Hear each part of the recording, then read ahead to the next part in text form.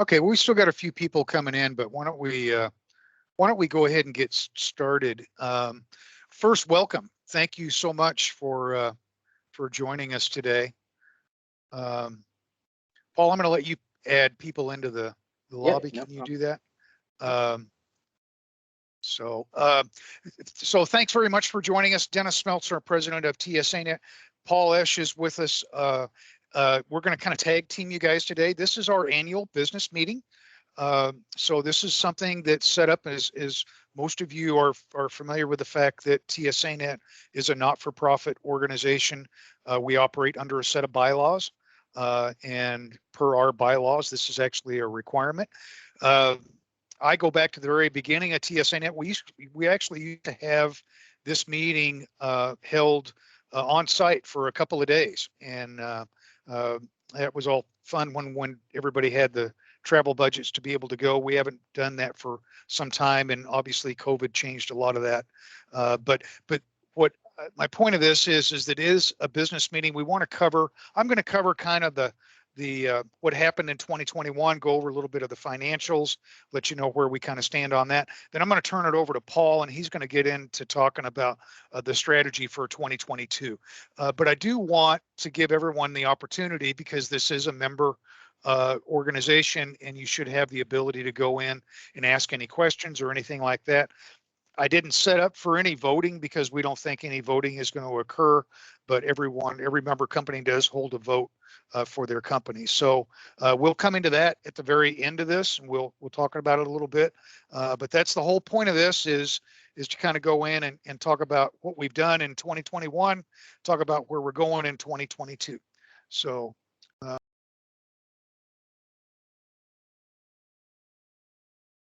So from a membership perspective, and this is actually quite interesting, right? For the, and again, I've been with the organization since it started in '93. We are now up over to 850 members, and this is the highest the membership has ever been before. A large part of that is attributed to our limited membership, where you can see the companies are coming in, and we're going to talk about partner programs and things like that, and some of the things that we've done.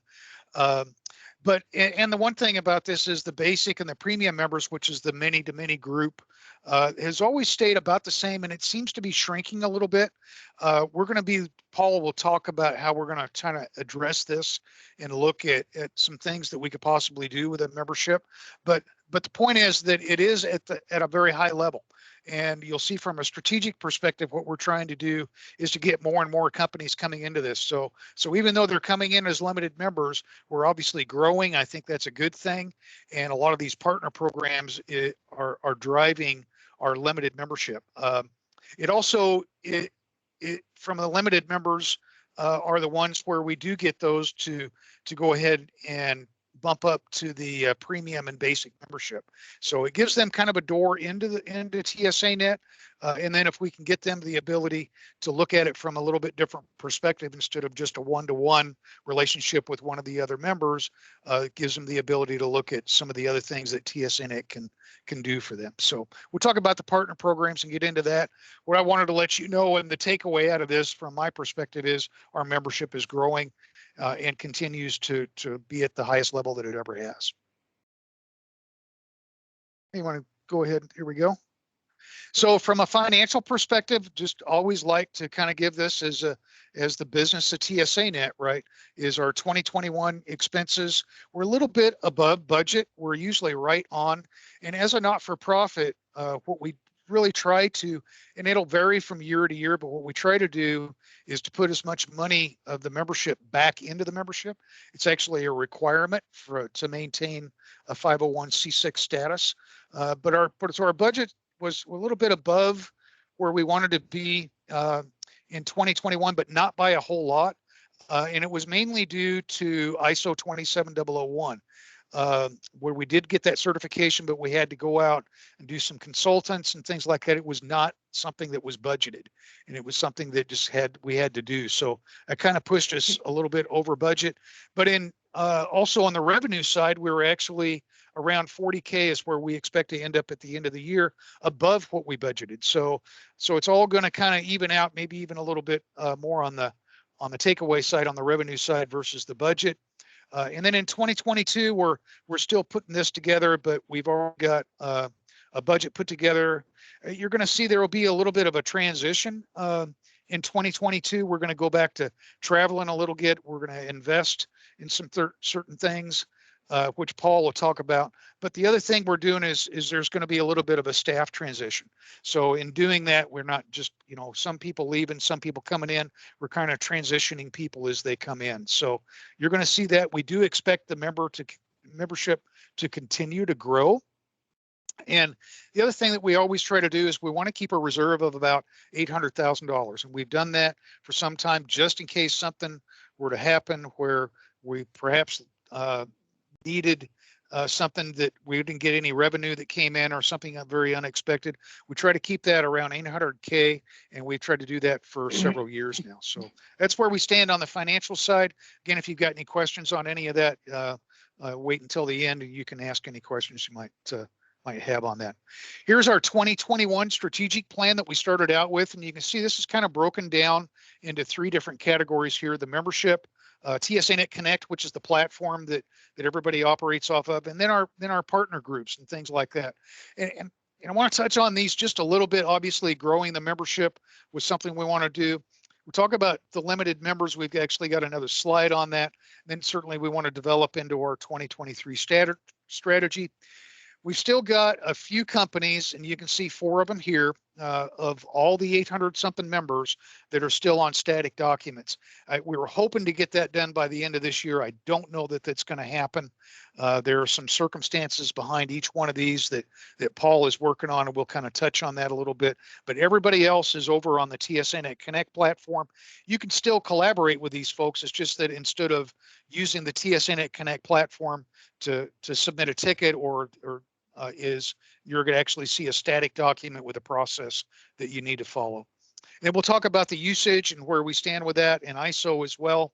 And certainly we've already well into the TSANet Connect platform version 2 for 2022. Paul's going to talk about that.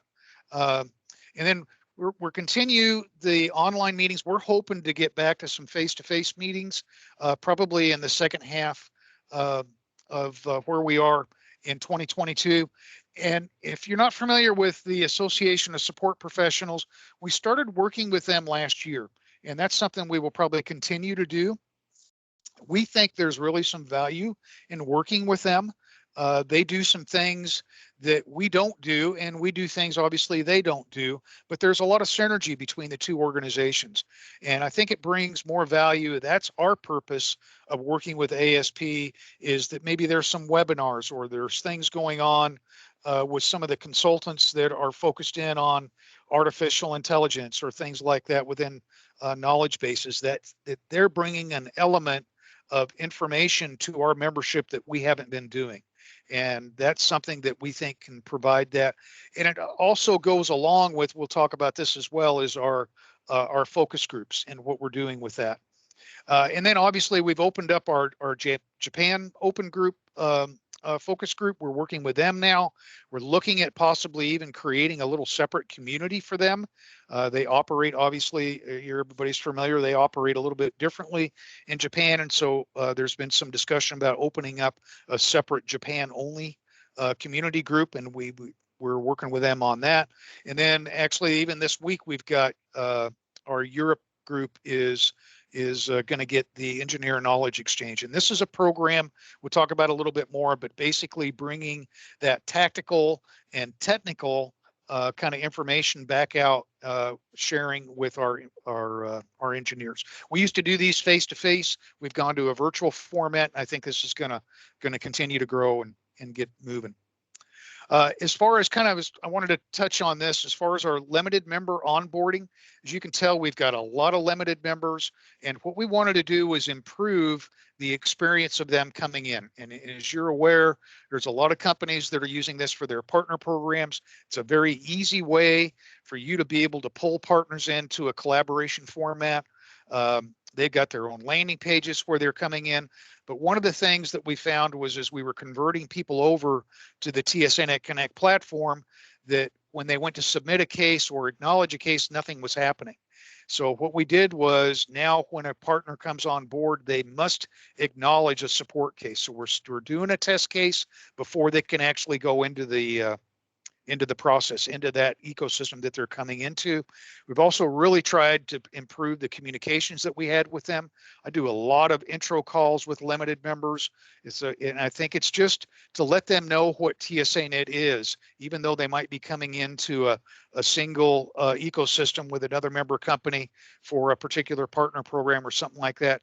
The more they know about TSANet, the better off we're going to be in the long run. So we've tried to do that. The other thing that we did this year, and we're going to try to do more of this as well into 2022, is make it so easy for you to be able to pull a partner into an ecosystem that you need to have. You need to have a relationship with this company. TSANet is the easiest way for you to do that. We created what we call default partner programs. So if you're a basic or a premium member, you can just pull them in, tell them, hey, join this. They can pay for it. It's cost them $500 and they're part of your ecosystem. So very easy for you to get them into that. And we want to try to make that even more easier for you to be able to pull those partners in. So what we want really is to make sure that if you want to collaborate with a partner, that you can get that partner into a relationship with you quickly. And we certainly will help you to do that, right? So if you've got any of those kind of needs, and again, we've seen this more and more as companies are using this for a partner platform, is this really is the easiest way, excuse me, the easiest way for you to be able to set up a collaborative relationship with these companies. And there's a lot more details. We created a partner program playbook that goes into all the details about it. It's out on the website right at this link right here, or down at the bottom of the public page, you'll see it under member resources. Again, I would offer for you to contact myself or Paul, and we'd be more than happy to walk you through what you can do with these partner programs. I see more companies getting a bigger value at a TSANet if they're using these in their partner programs. And we're going to talk about the volume, and you'll see that as well, that shows up there in that area. Okay, Paul. And I think that's what our next slide is, talk about the volume of TSANet, and you can see here is our top users. And the volume has increased over the period of time. And what we want to try to do is, we've looked at our member companies, and we know that there are other different ways that they're using to collaborate, but we see the volume increasing. We want to try to find out what it is that we got to do to get that volume up even higher. And you can see here on the outbound side versus the inbound side, where those calls are coming from just these few companies. And we'd like to see that increase even more. What we see with the top members having these things in common is they're typically running partner programs through TSANet. They have an awareness with their engineers, so they're using those things that we've got out there as far as videos, or just talking about, hey, you need to contact another company. TSANet is the way for you to do it. Make it very easy to do that. And then obviously focusing in on the customer experience of that. Let's not finger point the customers around. Let's make sure that they've got a good experience for them to be able to come in and say, hey, these guys really helped us out. They were able to connect us up with the other company, and we were working through this issue instead of getting finger pointed around. So you can see the volumes over there. Again, the good news is they're increasing, but we'd like to see that even more. And again, this is the things that we've done. And the takeaway out of this slide is to let you know that we're here to help you, right? We've got some videos out there. Paul has been doing some regional training and actually going in and letting the engineers do a test case to a test company that we've got set up so they know what the experience is like. Again, I've talked about, adding partners. We want to try to do that. We want to make sure that if you need to collaborate, that partner is there. So it's not that, oh, well, I can't use TSANet because that partner isn't in there. So we want to add even more partners than the 850 that we've already got. And when I submit a request, I get some kind of response. That obviously has got to be something that we continue to work on. And what we did throughout 2021, and I think this made a big difference, was now that we're on the TSANet Connect platform, we know when a case has been submitted, and we know when it has not been acknowledged. So if that if you submit a case and you don't get an acknowledgement, we know that you've got a path because you're getting the email, the engineer's getting the email back. They've got the ability to follow the escalation path. But we as TSANet are following up on those as well to make sure that when you submit a case that you're actually getting a response back. So, we still got these 4 companies that are on the static process, but anybody else, we're following up to make sure that that these cases are being acknowledged and making sure that the right people are involved in it. So again, we've got this training out there. You can certainly use us if you need to, but the more that we can get TSANet exposed out to the engineers who use it, the better off that we're going to be. The other thing, and we talked about this on the financial side, is from a data security perspective, we have now gone through the ISO 27001 certification. Interesting experience, but we've done it. And we saw it from one specific member that wanted us to go out and do it before they would actually use us. And now we're beginning to see where this is coming in from a lot of other members. So now that we've done this, we're going to keep this up. But from a security perspective, we are now ISO 27001 certified. So that is a big hurdle that we've overcome. And obviously that means a lot for a lot of you folks. We're getting in when a member comes in, we see a lot of these data security forms that we have to fill out with a gazillion questions. And now we can go in and just say, well, hey, it's covered under ISO 27001.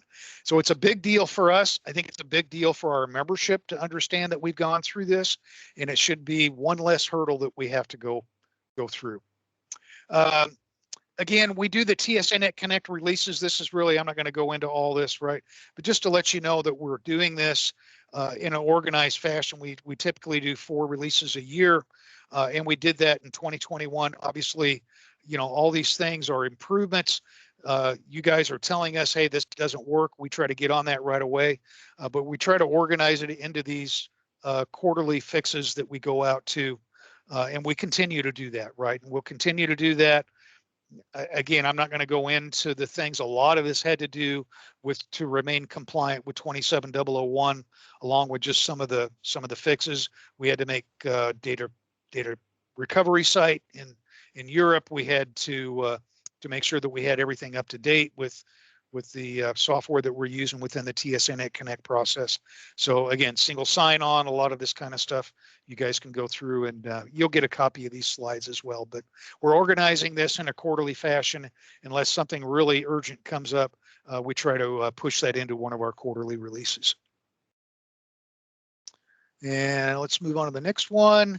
The focus groups, we've touched on this in the past, especially within Europe, now India, Australia, Japan. These have really been great things for us to have, even virtually. When COVID hit, everybody was kind of concerned we wouldn't be able to do this from a virtual perspective, and we have, and it's worked out really, really well. So those continue to happen in Europe. We've got an extremely active focus group, as well as India. And what we try to do with the focus groups is we want to keep them as they're giving us input into what they need from a regional perspective, but they've also kind of taken on their own strategies behind it. India has a tendency to be a little bit more tactically focused when they get together and they talk about things they want to do. They want to talk about a little bit more about how TSANet can solve this problem, or could TSANet solve this problem? Whereas in Europe, we're seeing this take on more of a strategic path where they're talking about a whole bunch of different things, from this is how I'm working with knowledge, or this is how I'm using my metrics from my customer satisfaction surveys, shared best practices, all those kind of things. But they were also a key in that we did a SWOT analysis with each one of these groups for them to tell us, hey, this is what we want to do in 2022 and on into 2023. If we want to keep this very member driven, where they're telling us and our members are telling us, this is what we want you to do as an organization. And then I mentioned the thing about the knowledge exchange. We think this is going to continue to provide value. Thanks, Paul. Sorry, we had a separate slide on this one. Right, they're technical sessions where we've had one from Red Hat, we've had one from Nutanix, and we think we've had one from VMware, where they're coming in and telling us, hey, this is a tool that I've got, or this is something that I've learned and you want to know about it. Let's get together and talk about it. So it's a very technical session that we're putting together, but it goes back to something that we used to do where we would get together and talk about technical sessions that our members can share with each other. So it's like a brown bag session, like one of these lunch sessions that you would have. We've done the 2021 pilots mainly in India, now in Europe this week, and we intend on pushing this out on a global scale. So it's something that I think your engineers would benefit from. We need to make sure that information gets to them. And if you want to contribute to that, maybe you got something that I'm getting a bunch of questions on this particular product, or this is a problem that I see from a collaboration perspective with my members. And hey, if I could put together a 30-minute session and I'll have all my partners come in and attend this thing, it's exactly what we want to do with this. So this is now an avenue for you to be able to do that as well. Okay. And I think that's going to be it for me. Again, we've got at the end of this, I want to make sure that anybody wants anything that that they have from a business perspective of TSANet, you have the opportunity to do that. I'm going to turn this over to Paul. He's going to walk you through the strategy moving into 2023. So go ahead, Paul. Excellent. Thanks a lot, Dennis. First of all, let me just kind of highlight, I'm going to take you through a very high level of the 2023 strategy. Expect that we'll be having some future webinars that drill into much more detail on each of these areas, but hopefully those will give you an overall view of where we're going here in the next couple of years. So the strategy streams hopefully are fairly clear here. We have TSANet Connect. That's been certainly a big part of the last couple of years. We plan to work on essentially what we'd call the next generation of that platform. So quite a bit of features and functionality will be in there, and we'll have a bit more detail on that here in a following slide. As Dennis indicated, we have quite a bit of membership growth here over the past few years. What we feel is we need to take a look at the membership model. And there's some things we certainly want to accomplish as we kind of go and take a look at what that new membership model should be. Regional focus groups have certainly been quite positive area for the last probably 6 or 7 years now. We want to continue to expand those. When we did the SWOT analysis with the regional focus groups, it was really stressed over and over that was a big part of the value that members were seeing. So we certainly want to continue to work on that. And then you see this last area, the TSANet Partners. That is something that will kind of be overall. So I'll talk a little bit more in details there, but it's not in a specific area. So for example, we may want some partners to help us with TSANet Connect 2.0. We may also want some partners to help us with the regional focus group best practices. So there's a couple of different types of partners that we'll be taking a look at there. So taking a look at the next level of detail for TSANet Connect 2.0, these are really kind of the top things that came out of the TSANet Connect 2.0 committee. So we have a committee in place. It's got about 8 or 9 member companies in there. We'll continue to kind of iterate through the details here, but this is really kind of where we're at now as far as the priorities of the system. We do want to optimize collaboration with really kind of the big 3, but I think this will also really benefit anybody with any type of SaaS solution. Things that come in here are things like data privacy. The fact that you're holding customers' data really adds to the complexity of collaboration.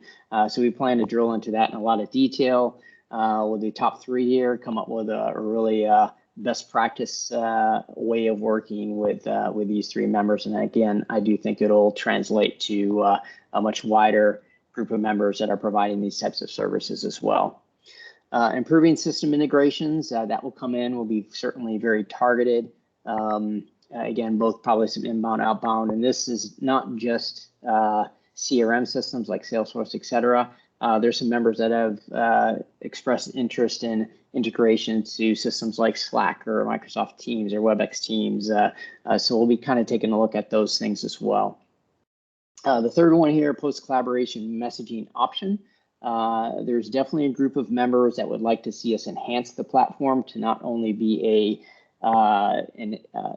making a collaboration request and acknowledging that request. They want the system to actually be involved in managing the ongoing messaging between the partners. So we'll be taking a look at that. We do have some improvements coming as far as how the collaboration request and response comes, and this is really adding some exception process to that. So for example, a member sends a request into you and it's missing some information, you need to respond back, maybe you don't have a case yet, this will allow you to do that. And then we'll be taking a look at expanding some use cases. This could be maybe some use cases with support to engineering, maybe it could be a use case with some specific technical questions, but we are hearing that quite a bit from the membership on, hey, the existing use case needs to be expanded so they get more value out of the platform. And then of course we do expect to potentially have some changes due to the new membership model. So that's Connect 2.0. The new membership model, I'm not going to go a lot of details here because certainly this is going to get fleshed out when we meet and kind of come up with a framework, but we do know there's some things that we do want to accomplish with the new membership model. The first thing is we really want to optimize or maximize collaboration between members. Right now, the membership model really restricts collaboration. That's based on the fact that the membership model is really relationship based. So we're going to be taking a look at that and see what we can do to maximize how members are able to collaborate. Taking a look at the limited membership level, as you saw there, very, very large percentage of our members are limited members. We feel we need to bring some more value to that, maybe move some to a different level. So we feel that the membership is much too slanted towards high quantities of limited members, and we'd like to get that resolved.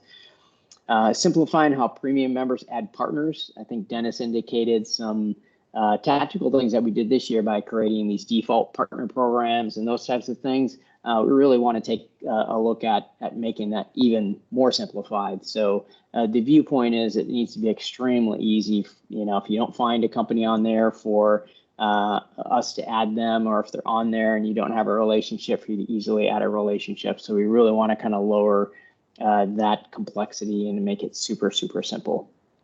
And then, of course, we'll take a look at pricing models. I think probably particular at the premium level to see if we can have a bit more flexibility in that based on what features, functionality, and size of the organization is there. But more details certainly be coming as we dig into this further. Regional focus groups, I think kind of two different areas here. As far as the regional focus groups and how they meet, I would say it's really a status quo for 2022, same as 2021. We'll start with the online meetings as regions are able to meet face-to-face. Certainly they will, but we'll let the region dictate that as far as, how COVID and those types of things are happening in their region. So certainly everybody's message that they want to get back together, but that certainly won't happen for each region at the same time. So there'll be quite a bit of flexibility there. And then you can see this is definitely where you start to see some partner / consultants come in there. So we do feel we can bring some more best practices and that type of content, not only in the regional meetings, but also separate webinars and events that are more maybe global in nature. And then the Engineer Knowledge Exchange, I think very simply here, we plan to now make this an actual part of the offering, make that global. As you saw, we did quite a few pilots in a couple different regions for 2021. So we feel that we've learned enough there that we're going to go ahead and expand that. And then you'll see a new pilot coming that really we feel is maybe an extension onto the Engineer Knowledge Exchange, and that's really this kind of technical questions use case that members are looking for. So that's the regional focus groups, and last but not least, the TSANet partners. And as I indicated, this will be in two different areas. We have TSANet Connect technology partners. So certainly, we've done quite a bit with ourselves, so we own all the source code and the code base and all that type of stuff. That certainly isn't going to change, but we want to understand how we can get others to contribute, either with technology that is attached to TSANet Connect, or possibly even exploring more of kind of an open source model where we can have others contributing into that. So that's the technology partners, and then we have support process partners. And this is really an extension onto some of the work that we did in 2020 and 2021 with association support professionals, where we're certainly one of the big things that we see as value there is ability to tap into consultants or other organizations that have some best practices and some content that our members are looking for. So this will be something we'll flush out a bit more as time goes on as well. But certainly we see this as a benefit to members. And that really covers the strategy. I guess we'll kind of open it up to a few questions, and then we try to leave a little bit of time here towards the end if you have any questions or comments. Yeah, I just want to make sure anybody has anything that they would like to bring up from a business perspective on the TSANet side, that they do that. Stephanie's on the call, and she will make sure that everybody gets a copy of the slides. So if you have anything, I guess we covered it pretty well, Paul.